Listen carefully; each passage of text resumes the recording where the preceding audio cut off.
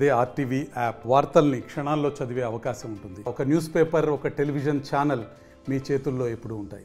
Telugu Desam party ఆవిర్భావం నాటి నుండి నేటి వరకు శ్రీకాకుళం నియోజకవర్గం నుండి గుండ ఫ్యామిలీకి 6 పర్యాయాలు పట్టం కట్టినటువంటి నియోజకవర్గం ప్రజలు 2024 ఎన్నికల్లో వారికి టిక్కెట్ రాలేదన్న విషయం తెలిసి తీవ్ర మదనపాటు గురయ్యారు. 5 ఏళ్ల పాటు పార్టీని పరిరక్షించు వస్తున్నటువంటి ఆ కుటుంబానికి టిక్కెట్ ఇవ్వకుండా ఎవరో అనామకులు ప్రకటించడంపై కేడర్ అంతా కూడా ఉవ్వెత్తున ఆవేదన వ్యక్తం చేస్తూ వారి తాలూకు ఆక్రోశాన్ని చాటుకున్నారు. ఈ విషయంలో జిల్లా పార్టీ అధ్యక్షులైన కోన రవికుమార్ ఆ కుటుంబాన్ని పరామర్శకొచ్చి వారం రోజులు గడువు ఇవ్వాలని చెప్పి ఇప్పటికీ 15 రోజులు కావస్తోంది. నిన్న పార్టీ అధిష్టానం టీడీపీ జాతీయ అధ్యక్షులైనటువంటి చంద్రబాబు నాయుడును కూడా కలిసినటువంటి గుండ దంపతులకు ఎటువంటి భరోసా ఇచ్చారు? ఈ నియోజకవర్గం ప్రజలు ఆసక్తిగా ఎదురు చూస్తున్నారు. 2024లో శ్రీకాకుళం నియోజకవర్గంలో తెలుగుదేశం గెలుపు ఖాయం అన్నటువంటి ఇటువంటి తరుణంలో ఇటువంటి నిశ్చిత నెలకొండం మళ్ళీ వారికి పోటీ చేసే అవకాశం కల్పిస్తారని భరోసా ఇచ్చారా, లేకపోతే చంద్రబాబు నాయుడు ఆ దంపతులతో ఏం మాట్లాడారు అన్న విషయం ప్రస్తుతం మాజీ మంత్రి కుండ అప్పల్సూరి మనతో చూస్తే నియోజకవర్గం ప్రజలందరూ కూడాను మీ దంపతులు చెప్పే మాట కోసం ఆశగా ఎదురు చూస్తున్నారు.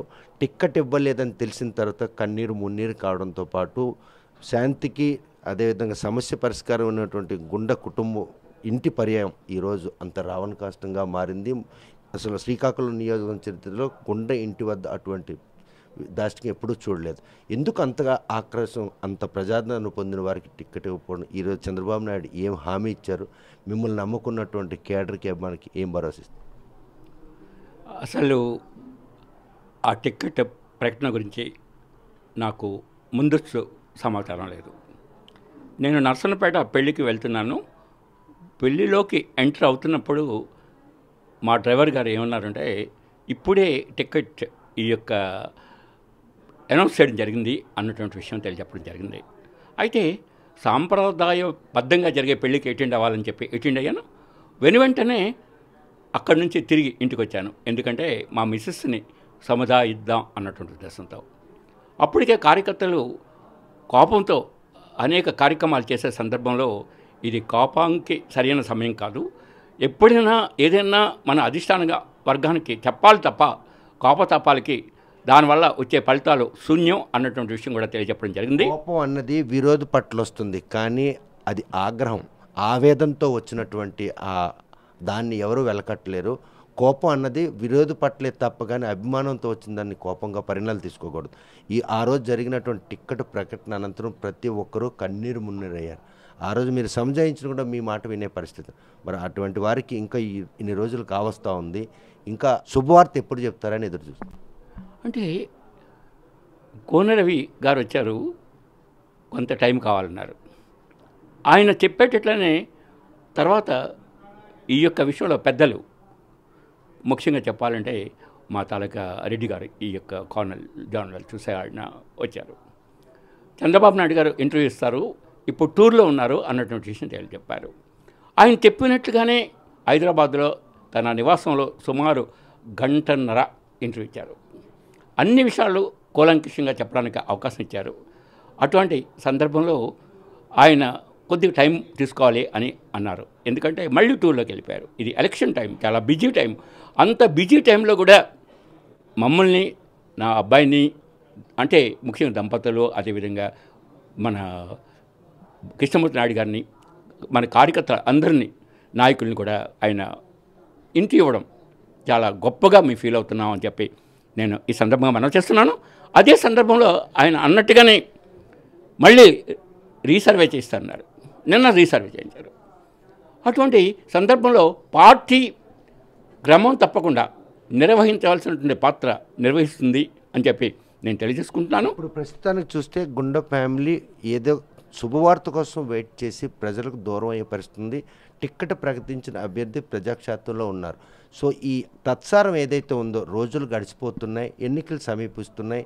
ప్రజల్లో ఉంటే తప్ప కానీ ఈరోజు మీకున్నటువంటి బలగం నిరూపించుకునే అవకాశాలు, వీళ్ళు పెంచుతున్నటువంటి ఈ కాలం గడువు మీకు నష్టం జరుగుతుందే? మీ కేడర్ ఆశించినటువంటి ఆ నమ్మకాన్ని చొరగొంటారా? మేము కొత్త వాళ్ళం కావండి. గత 40 ఏళ్ళ నుంచి మా ప్రవర్తన తెలుసు, మా నియమాలు తెలుసు, అదేవిధంగా మా తాలూకా లక్ష్యాలు తెలుసు ప్రజానికానికి. తరచూ మేము తిరుగుతున్నాం. మొన్న 5 సంవత్సరాలు కూడా తిరిగాం. అటువంటి పరిస్థితుల్లో ఎన్నికల్లోనే తిరిగే వాళ్ళకి ఈ సమస్య ఏర్పడుతుంది, కానీ ఎన్నికల్లో కాకుండా నిత్య ఒక బాధ్యతగా ఫీల్ అయ్యే వాళ్ళకి ఇది పెద్ద గ్యాప్గా పరిగణలోకి తీసుకోవాల్సిన అవసరం లేదండి అన్నదే మా తాలూకా ఆలోచన. చెప్పాలంటే ముఖ్యంగా చెప్పాలంటే ఎన్నికల కమిషన్ కూడా ఎక్కువ టైం ఇచ్చేసింది. అటువంటి పరిస్థితుల్లో దేశవ్యాప్తంగా జరుగుతున్న పార్లమెంట్ ఎన్నికలతో నాలుగు రాష్ట్రాల్లో జరుగుతున్న ఎన్నికలు 4th phase అవన్నీ కూడా సెన్సిటివ్ రాష్ట్రాలు కాబట్టి మనది పెద్దగా సెన్సిటివ్ కాదు, 4వ ఫేజ్లో పెట్టడం జరిగింది. ఈ గడువు పెంపకంతో పాటు ఈ పొత్తుల్లో భాగంగా ప్రకటించినటువంటి ఈ సీట్లు బట్టవాడ ప్రకటనలో టీడీపీ మాత్రం గతంలో మాదిరిగా ఒక స్టాండ్ తీసుకోకుండా సాంకేతిక పరిజ్ఞానం నమ్మి ఈరోజు క్యాండిడేట్లని చేజార్చుకుందన్నట్టుందా ఈ అభ్యర్థుల ప్రకటన? నేను సాంకేతికపరమైనది అనుకోవడం లేదండి. జనరల్గా కనుక్కుంటారు, కానీ ఇందులో ముఖ్యంగా చెప్పాలంటే రాష్ట్ర అధ్యక్షుడు అచ్చెన్నాయుడు గారి తాలూకా ప్రక్రియ వల్లే జరిగింది అని చెప్పి ఘంటాపదంగా చెప్తానండి. ఆయన ఎదురుగా చెప్తానండి, జాతీయ అధ్యక్షుడు చంద్రబాబు నాయుడు గారు ఎదురు కూడా చెప్తాను. ఎందుకంటే నిజమైనప్పుడు ధైర్యంగా చెప్పచ్చు.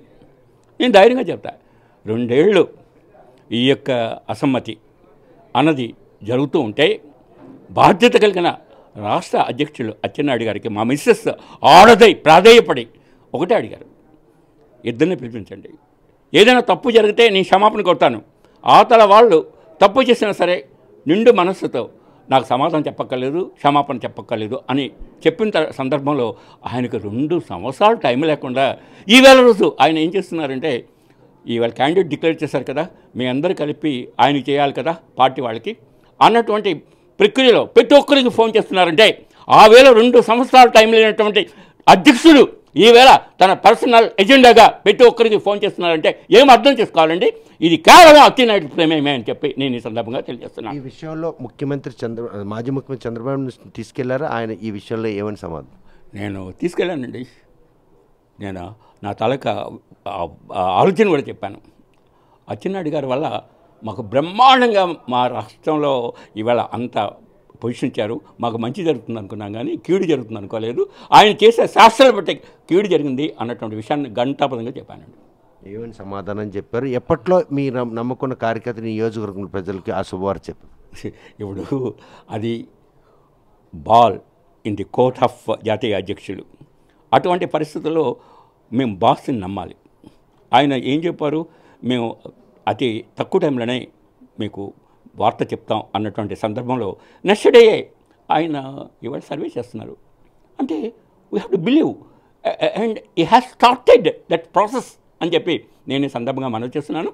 అందుకోసం నాకు కూడా పెద్ద కష్టంగా లేదు. ఎవరైనా వచ్చారంటే నేను చెప్తున్నాను, మన జాతీయ అధ్యక్షులు చెప్పారు, ప్రాసెస్ కూడా స్టార్ట్ చేశారు, we're awaiting for good result అని చెప్పుకోవడానికి సముదాయించుకోవడానికి ఇవాళ నాకు జాతీయ అధ్యక్షుడు అవకాశం ఇచ్చారు అని చెప్పి అన్నారు. ఇచ్చిన అవకాశంలో జరిగిన ఘటనలన్నీ కూడా చర్చించుంటారు. మీరు ఏదైతే ఇప్పుడు ఆవేదన ఎవరైతే సంబంధిత వ్యక్తిపై ఆరోపణ చేశారో ఆరోపణ చేసిన విషయాన్ని గురించి కూడాను జాతీయ అధ్యక్షులు ఆరా తీస్తారు అనుకుంటారా? అంటే ఆయనకి అన్నీ తెలుసండి. ఆ మాత్రం ఈవేళ జాతీయ స్థాయిలో ఇంటర్నేషనల్గా ఓ పేరు ప్రఖ్యాతులు పొందినటువంటి నాయకులు మనిషిని చూసి బాడీ లాంగ్వేజ్ చూసే అర్థం చేసుకోగలిగినటువంటి ఆయన, విజన్ ఉన్నటువంటి ఆయన, అటువంటి పరిస్థితుల్లో అతి చిన్న విషయాన్ని ఆయన అర్థం చేసుకోలేరు అని మాత్రం నేను అనుకోవడం లేదు.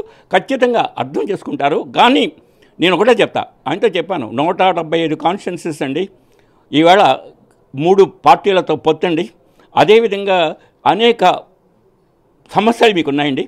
అటువంటి పరిస్థితుల్లో మా కాన్స్టిట్యున్సీ కోసం మీరు స్పెండ్ చేసిన టైము అతి తక్కువగా ఉంటుందండి. అటువంటి పరిస్థితుల్లో మీరు తక్కువ టైము దీనికోసం అలాట్ చేశారు, అందుకోసమే సరైన రిజల్ట్ రాలేదు అని నేను భావన తీసుకోనండి. ఎందుకంటే you are the big maker. అటువంటి పరిస్థితుల్లో ఒక చిన్న కాన్స్టిట్యున్సీ కోసం అని చెప్పి మీరు కొద్ది టైమే కేటాయిస్తారు, అందుకోసం మీరు అలాట్ చేయలేకపోయి ఉంటారు. అందుకోసం ఇవాళ నాకు 1.5 hours నాకు ఇంటర్వ్యూ ఇచ్చారు కాబట్టి నేను అన్ని కూలంకషంగా చెప్పుకున్నాను కాబట్టి ఖచ్చితంగా నా న్యాయం జరుగుతుంది అన్నటువంటి విషయాన్ని నేను తెలియచెప్పడం జరిగింది. శ్రీకాకుళం నియోజకవర్గం టిక్కెట్ని టీడీపీ గుండా ఫ్యామిలీ కాకుండా వేరే వారికి ప్రకటించారనే విషయం చంద్రబాబు నాయుడుకి ఆలస్యంగా తెలిసింది. అంటే ఆలస్యం అంటే ఇప్పుడు పెట్టేవాళ్ళు అతను హెడ్ ఆఫ్ ది ఫ్యామిలీ అండి.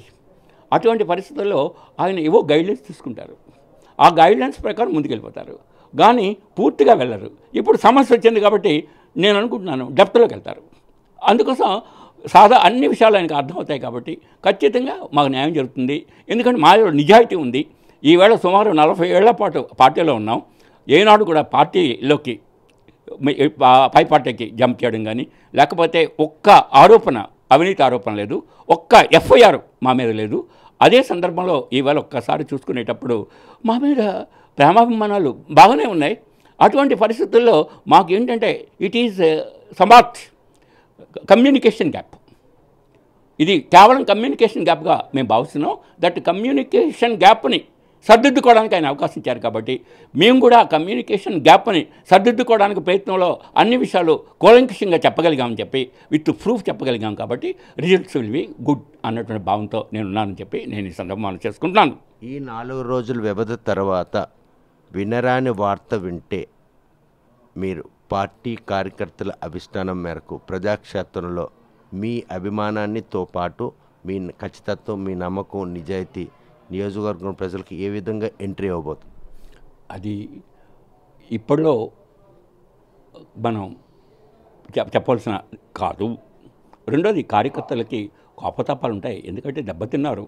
అందుకోసం కోపతాపాలు ఉండేటప్పుడు దాన్ని ఎలా ఆర్గనైజ్ చేయాలి, ఏ విధంగా ఆర్గనైజ్ చేయాలి, ఆర్గనైజ్ చేసేటప్పుడు రాష్ట్ర ప్రయోజనాలు ఎట్లా ఉంటాయి, అదేవిధంగా వ్యక్తిగత ప్రయోజనాలు ఎలా ఉంటాయి, అదేవిధంగా ఈవేళ మనం దేనికోసం ముందుకెళ్తున్నాం అన్నటువంటి అన్ని విషయాలు కూడా కూలంకషంగా నేను తీసుకోకపోతే నాకున్న పెద్ద ప్రమాదం ఏంటంటే 40 ఇయర్స్ పైచిలుక ఎమ్మెల్యే మినిస్టర్గా ఉండి, మా ఆవిడ కూడా ఎమ్మెల్యేగా ఉండి, మా నాన్నగారు మా అమ్మగారు కూడా సుమారు 20 ఏళ్ల పాటు మున్సిపల్ కౌన్సిల్స్గా యునానిమస్ అంటే నాకంటే గొప్పవాళ్ళు మా నాన్న మా అమ్మ. అటువంటి ఇండిపెండెన్స్ వచ్చిన తర్వాత ప్రధానికు మాకు ఇచ్చిన గౌరవం అవన్నీ దృష్టిలో పెట్టుకోవాలండి. అవన్నీ దృష్టిలో పెట్టుకొని ప్రజల అభీష్టం కూడా దృష్టిలో పెట్టుకోవాలండి. We have to find out the solution for that amicable solution. ఆ ఎమికబుల్ సొల్యూషన్ గురించి వాళ్ళని ఎంతవరకు ఆర్గనైజ్ చేయగలను, ఎంతవరకు ఆర్గనైజ్ చేయలేను అన్న దాని మీద నా తాలూకా డెసిషన్ ఉంటుంది అని చెప్పి నేను ఈ సందర్భంగా మనం చేసుకుంటాను. మీ డెసిషన్ కోసం పార్టీ జాతీయ అధ్యక్షుల డెసిషన్ కోసం మీరు వెయిట్ చేస్తున్నారు, మీ డెసిషన్ కోసం మీ అభిమానులు వెయిట్ చేస్తున్నారు. ఈ వెయిటింగ్లో కనుక నెగిటివ్ ఎక్కడైనా క్రియేట్ అయితే ప్రజాక్షేత్రంలో గుండె కుటుంబం ఉంటుంది. ఇప్పుడు అది ఎలా ఉంటుందంటే, ఏమండి, చాలా నాకు ఆనందంగా ఉందండి. ఇవాళ ఉమెన్ రిజర్వేషన్ ఇవ్వడం జరిగింది. మా ఆవిడే ఉమెన్. అదేవిధంగా చెప్పాలంటే 33% ఇవాళ. మళ్ళీ యాక్ట్ కూడా పాస్ అయిపోయింది. అంటే 1/3 పీపుల్ విల్ ఆటోమేటికలీ పోతారు. ఇది మంచి పరిణామం. ఎందుకు మంచి పరిణామం అంటే, పార్లమెంటరీ డెమోక్రసీలో చెప్పాలంటే కంటిన్యూటీ అనేది మాకు అదృష్టం. నేను 4 సార్లు ఎమ్మెల్యే అయ్యాను వరుస. మళ్ళీ ఏ ఒక్కడు కూడా ఈ ఆంధ్రప్రదేశ్లో కానీ ఇండియాలో కానీ 4 సార్లు అయ్యే పరిస్థితే లేదు అన్నది ఇవాళ అధ్యయనం చేసుకోవాల్సి ఉంది. అందుకోసం ప్రజాశాస్త్రంలో స్థిరం ఏంటండి, అస్థిరం ఏంటండి, and at the same time politics is uncertain than that of any other thing అని చెప్పి నేను ఈ సందర్భం మనం చేస్తున్నాను. 10 నిమిషాల్లో మారిపోయే ప్రజాస్వామ్యం అభిప్రాయాలని మనం దృష్టిలో పెట్టుకొని పర్మనెంట్గా సొల్యూషన్స్ ఆలోచించడం కన్నా అన్సర్టన్ థింగ్ని మనం ఏ విధంగా క్రమబద్ధంగా మనం ముందుకు తీసుకెళ్ళగలం, ప్రజల తాలూకా నమ్మకాన్ని ఎలా కలిగించగలం, అదేవిధంగా 10 కాలాల పాటు మన పేరు ఉండేటట్లు మనం ఎలా బిహేవ్ చేయగలం అన్నటువంటివి ఇవాళ మనం అధ్యయనం చేయాలి తప్ప power is not a permanent thing. And at the same time in democracy absolute power is not there. If anybody tries for absolute power ఆటోమేటిక్గా ఈ విల్ బికమ్ నెయ్యంత ఆటోమేటిక్ కింద పడిపోతాడు అన్నది ఇట్ల నుంచి ముసోలిని నుంచి ఎంతోమందిని మనం చూస్తాం. అందుకోసం ప్రజాస్వామ్యం సుందరత్వం చూసేటప్పుడు it is not a permanent thing, it is a temporary thing, it is a good opportunity. One has to avoid that opportunity only by showing goodness, by showing సుందరత్వం. ఆ ప్రజాస్వామ్యం తాలూకా మృదుత్వం కాపాడితే మనకి ఆటోమేటిక్గా ప్రజల గుర్తింపు ఉంటుంది తప్ప అన్సర్టన్ థింగ్స్ కోసం అని చెప్పి పెద్దగా ఆలోచించి పెద్దగా యాంకరింగ్ చేసుకుంటాను, నా షిప్కి యాంకరింగ్ చేసుకొని సముద్రంలో తుఫాను లేకుండా చేసుకుంటాను అన్నటువంటి ఆలోచన ఉండేవాడు ప్రజాస్వామ్యానికి పనికిరాదని చెప్పి నా ఆలోచన అండి. మీరు ఎవరిని ఉద్దేశించి మాట్లాడినే అదే అటువైపు నేనైతే వెళ్ళను. కానీ చంద్రబాబు నాయుడిని కలిసిన తర్వాత గుండె కుటుంబం అంటే భార్యాభర్తలిద్దరితో పాటు తనయుడు కూడా చాలా ఆనందంగా ఉండడం వెనక కేడర్లో ఒక కనువిప్పు, అంటే వాళ్ళకి ఎలాగుందంటే ఒక కేరింతలు కొట్టే రోజు దగ్గరలో ఉందనుకుంటారు. నిజమే. నేను పాజిటివ్గా వెళ్ళాను, ఐఎమ్ ఎక్స్పెక్టింగ్ పాజిటివ్ రిజల్ట్. ఒకసారి మనం ఎంత పాజిటివ్గా వెళ్ళినా ఒకసారి నెగటివ్ రిజల్ట్ కూడా రావచ్చు. అటువంటి సందర్భంలో మన హిందూ సాంప్రదాయంలో ఏమంటారంటే పాజిటివ్గా వెళ్ళేటప్పుడు కూడా నెగటివ్ రిజల్ట్ వస్తే కర్మ అనుకుంటారు. ఆ కర్మ అన్న సిద్ధాంతం మనం నమ్మినా నమ్మకపోయినా కర్మ సిద్ధాంతం అనేది మన జీవితంలో ఎంటర్ అవుతూ ఉంటుంది. ఆ ఎంట్రన్స్కి వెల్కమ్ చెప్పాలి తప్ప దాన్ని ఎదుర్కోలేమని చెప్పి నేను సందర్భంగా కర్మ సిద్ధాంతం ఒకవేళ ఎదురైతే మాత్రం కంపల్సరీగా నియోజకవర్గం అభిమానించే ప్రజలు అండగా నిలుస్తారు అని వాళ్ళు ఆశపడచ్చా? అది ఇప్పుడు ఒకప్పుడు ఒకలా ఉండేదండి పాలిటిక్స్ అండి.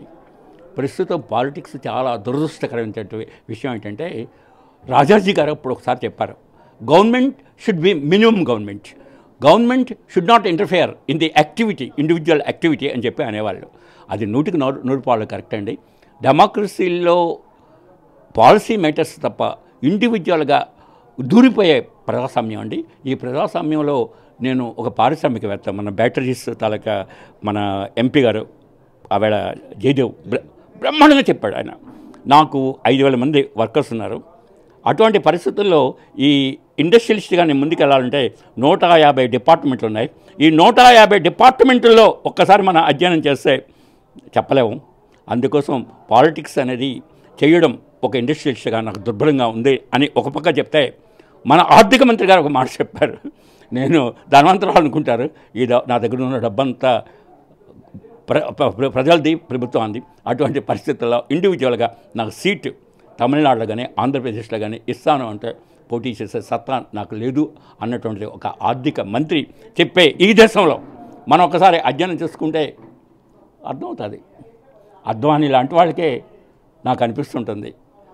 అతను పార్టీ నిర్మాణం ఆయన చేశారు, అన్నీ చేసిన తర్వాత ఆయన ఏం చేయాలో అన్నది చూస్తుంటే మా లాంటి వాళ్ళందరికీ అద్వానీ దారి చూపారేమో అని అనుకుంటున్నానని చెప్పి నేను ఈ సందర్భంగానే మనవి చేస్తున్నాను. ఆయనకి ఆవేళ ఇది ఆ విధంగా జరిగినప్పుడు ఆయన ఏ భావోద్రేకానికి గురయ్యారో నాకు తెలియదు, కానీ ఆ భావోద్రేకం తర్వాత ఆయన తీసుకున్న ప్రతి గమనాన్ని కూడా మేము అర్థం చేసుకుంటున్నామని చెప్పి నేను ఈ సందర్భంగా మనవి చేస్తున్నాను. చూస్తే కనుక 40 ఏళ్ల పాటు టీడీపీ ఉన్నటువంటి గుండా కుటుంబాలకి 2024లో గెలుపు ఖాయం అన్నటువంటి తరుణంలో వారి కుటుంబానికి కాదని ఆ పార్టీ జాతీయ అధ్యక్షుడు కూడా తెలియకుండా ఇంకొక వ్యక్తికి ఇక్కడ ప్రకటించిందే తడుగా అభిమానుల్లో ఆగ్రహం కట్టలు దించుకుంది. ఈ ఇంటికి వస్తే ఒక ఆప్యాయత అభిమానం తప్పగానే కోపాలు ఆవేశాలకు తావులేనట్టు తరుణంలో కొంత దాష్టికం జరిగింది. కాకపోతే ఈ విషయంలో మాత్రం వారందరిని కూడా సద్మణించాం. ప్రస్తుతం చంద్రబాబు నాయుడుతో 1.5 గంటల భేటీ తర్వాత 4 రోజుల పాటు గడువు అడిగారు.